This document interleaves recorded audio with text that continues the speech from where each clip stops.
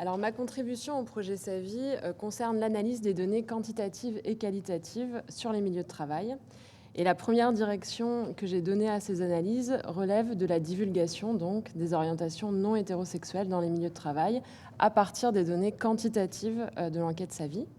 Par divulgation, j'entends plus la divulgation en termes de résultats, c'est-à-dire la situation de divulgation des personnes, que l'action divulguée, même si on verra plus tard que les deux sont majoritairement liés, évidemment.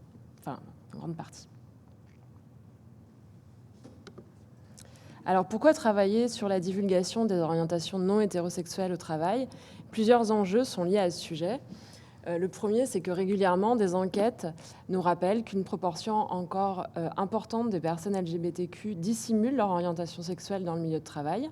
Donc la dissimulation reste une stratégie fortement utilisée, mobilisée par les personnes pour gérer leur orientation sexuelle.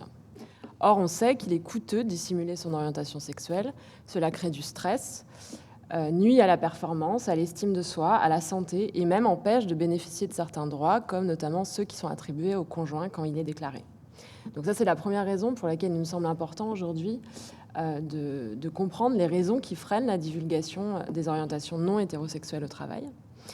La deuxième est également que l'état de divulgation donc des orientations non hétérosexuelles au travail va aussi nous servir d'indicateur de la progression du climat social pour les personnes LGBTQ. Plus il y a divulgation, plus cela produit un cercle vertueux pour atténuer l'effet de l'hétéronormativité au travail. Plus les personnes LGBTQ seront visibles dans la sphère professionnelle, plus il sera facile d'attirer des nouvelles recrues LGBTQ dans les milieux de travail et de les rassurer sur l'accueil qui sera fait dans leur parcours professionnel. Enfin, pardon, moi aussi j'ai du mal, c'est très sensible. Donc j'en ai été encore là. Le dernier enjeu, c'est plutôt un enjeu théorique. Jusqu'à présent, les enquêtes sur la divulgation des orientations non hétérosexuelles au travail ont beaucoup mobilisé la théorie du stigmate d'Erving Goffman, de manière très pertinente et de manière très féconde, mais dans une situation où évidemment l'évolution, il y a quand même beaucoup d'évolutions sociales concernant les personnes LGBTQ, notamment dans le milieu de travail, et donc ça nous paraît légitime aussi de renouveler, d'actualiser les recherches en prenant des lunettes théoriques un peu différentes aussi pour comprendre les enjeux contemporains de cette question dans le milieu de travail. Ainsi, les résultats de l'enquête SAVI LGBT présente une opportunité assez inédite de porter un regard assez complet sur le phénomène de la divulgation par l'aspect transversal des domaines de vie questionnés. Elle permet d'avoir notamment des données sur des éléments personnels et professionnels des mêmes participants, ce qui est rarement le cas dans la plupart des enquêtes. Et ce, dans un contexte culturel particulièrement ouvert par rapport à d'autres pays sur les droits LGBTQ, comme le Québec. Donc les résultats de cette étude ont donné lieu à un article qui est en voie de soumission et dont je vous ai mis le titre et les co-chercheurs sur la slide. Alors, comme je viens de l'évoquer, le premier objectif de cette étude va consister à identifier les facteurs personnels et professionnels associés au comportement de divulgation, aux situations de divulgation dans le milieu professionnel. Le deuxième objectif va être de mobiliser en fait le phénomène de la divulgation en deux étapes, de manière à donc on fait l'hypothèse pour ça que c'est pas forcément les mêmes mécanismes qui vont intervenir pour expliquer comment est-ce qu'on passe de la dissimulation, de la non-divulgation à une première divulgation auprès d'un cercle de proches, quelques personnes, les collègues avec qui on a le plus souvent l'habitude d'interagir, et puis une autre étape qui serait le passage d'une divulgation partielle, donc avec le cercle de proches, à une divulgation plus globale dans l'ensemble avec l'ensemble de ses collègues. Donc finalement, c'est deux mécanismes un peu différents. Il y a le premier qui concernerait plutôt le passage d'une présomption d'hétérosexualité à une première divulgation, et la deuxième étape qui serait plutôt le passage un peu du caractère secret et sous forme d'aveu, qui est un peu le scénario classique qu'on attribue à un coming out dans le milieu de travail, à une publicisation plus large. Et enfin, le troisième objectif a été d'examiner les stratégies de gestion des orientations non hétérosexuelles en lien avec les niveaux de divulgation.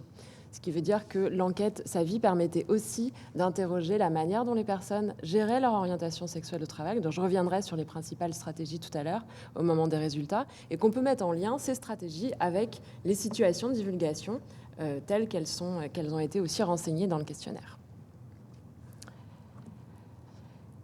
Alors pour atteindre ces objectifs et surtout répondre à ces deux questions que je vous redis, donc la première, quels sont les éléments qui rendent plus probable d'être dans une situation de divulgation nulle plutôt qu'une situation de divulgation partielle? Et la deuxième, quels sont les éléments qui rendent plus probable d'être dans une situation de divulgation totale plutôt qu'une situation de divulgation partielle? On a utilisé un modèle statistique qui permet d'isoler la contribution de chaque variable et de chaque ensemble de variables au phénomène étudié. Donc ici, c'est l'étendue de la divulgation, et ce, toutes choses égales par ailleurs, c'est-à-dire en contrôlant toutes les autres variables, l'effet de toutes les autres variables, de manière à vraiment isoler l'effet de chaque variable indépendamment.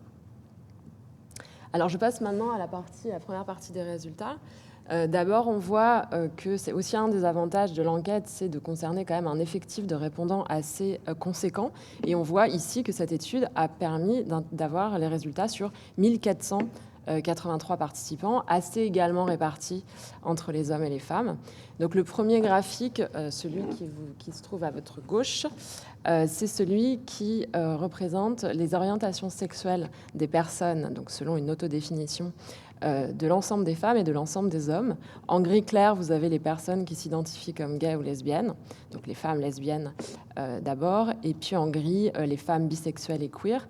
Et on voit, comme l'ont déjà montré d'autres études, que les femmes utilisent plus de catégories pour définir leur orientation sexuelle que les hommes, qui utilisent majoritairement la catégorie gay pour se définir. On verra ensuite que ça aura aussi une certaine implication dans les autres résultats. Deuxième graphique, vous avez la répartition de l'ensemble des participants en fonction de leur situation de divulgation. Donc on voit qu'il y a 8% des participants qui sont dans une situation de divulgation nulle, 63%, une grande majorité, en situation de divulgation partielle, et 28% qui sont en situation de divulgation totale.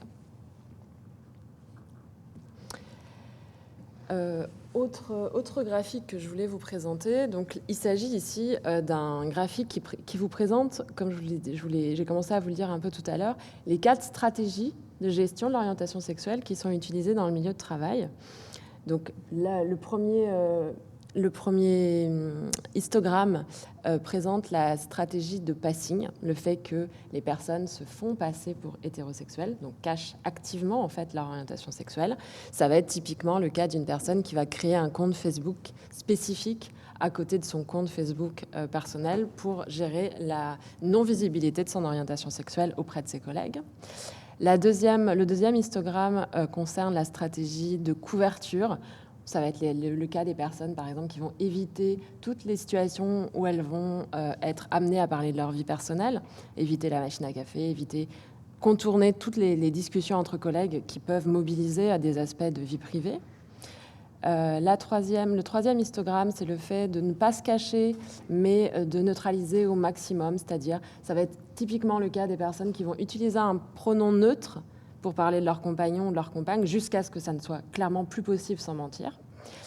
Et la quatrième stratégie, qui est celle plutôt des personnes qui vont vouloir être tout de suite visibles en tant que personnes LGBT, donc qui vont par exemple essayer de mobiliser une phrase en parlant de leur compagnon, de leur compagne, ou alors de parler de leur engagement vis-à-vis de la communauté LGBT, de manière à apparaître assez rapidement auprès des collègues comme des personnes appartenant à ces catégories.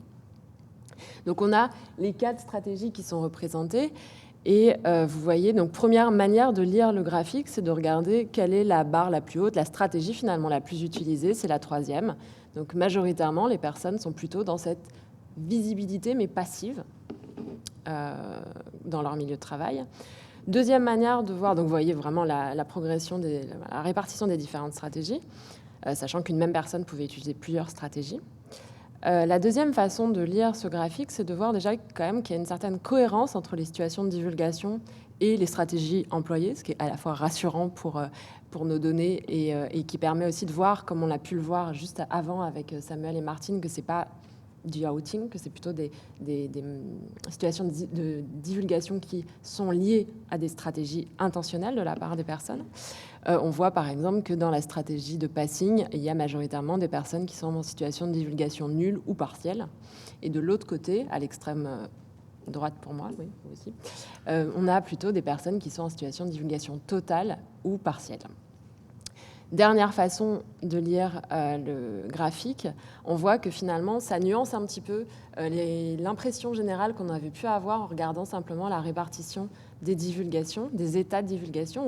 On pouvait se dire finalement, il n'y en a que 8% des personnes qui sont en situation de divulgation nulle.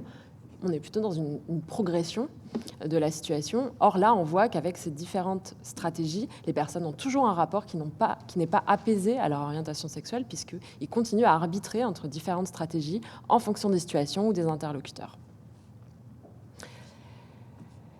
Enfin, voilà le résultat donc, de notre modèle statistique montrant les facteurs associés à la divulgation. Donc à gauche, vous avez les facteurs personnels et professionnels qui contribuent à la divulgation nulle plutôt que partielle. Donc on voit que l'hétérosexisme intériorisé, le type d'orientation non hétérosexuelle, le fait d'avoir fait son coming out aux parents, le fait d'avoir un partenaire et d'obtenir son soutien sont des facteurs personnels qui vont expliquer qu'on va plutôt se retrouver dans une situation de divulgation plutôt qu'une situation de dissimulation, on peut le dire un peu autrement, que les facteurs professionnels qui vont être associés à cette divulgation partielle plutôt que nulle sont le fait d'avoir une certaine ancienneté d'emploi, la loyauté vis-à-vis de l'organisation, le fait de connaître, de savoir qu'il y a une politique inclusive dans l'entreprise, et, ce qui nous semble assez important, le fait de juger son climat de travail très acceptant vis-à-vis des personnes LGBTQ. Deuxième mécanisme, à votre droite, vous avez les facteurs personnels et professionnels qui contribuent à une divulgation totale plutôt que partielle. On retrouve à peu près les mêmes pour ce qui concerne les facteurs personnels, même s'il y en a un peu plus, comme vous pouvez le voir sur la slide. Et les facteurs professionnels vont être un peu différents, puisqu'il va y avoir aussi le fait d'avoir un emploi permanent, et la taille de l'entreprise qui va aussi venir expliquer pourquoi est-ce qu'on passe d'une divulgation partielle à totale. Je vais un peu vite sur la conclusion.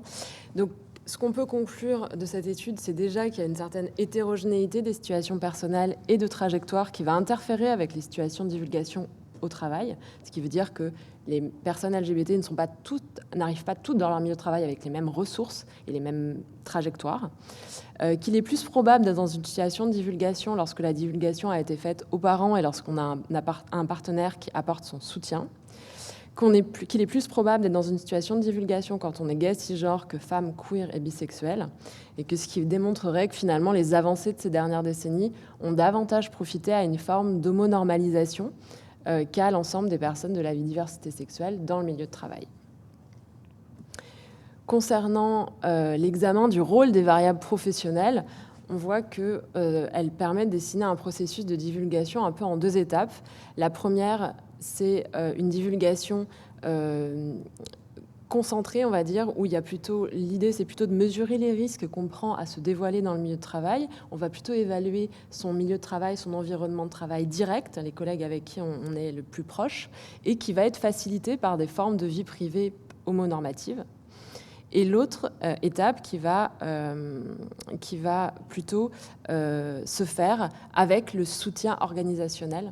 Donc le fait de connaître de savoir qu'il y a une politique inclusive et que l'organisation, finalement, dans son ensemble, va soutenir la personne dans sa démarche. Voilà, je vous remercie.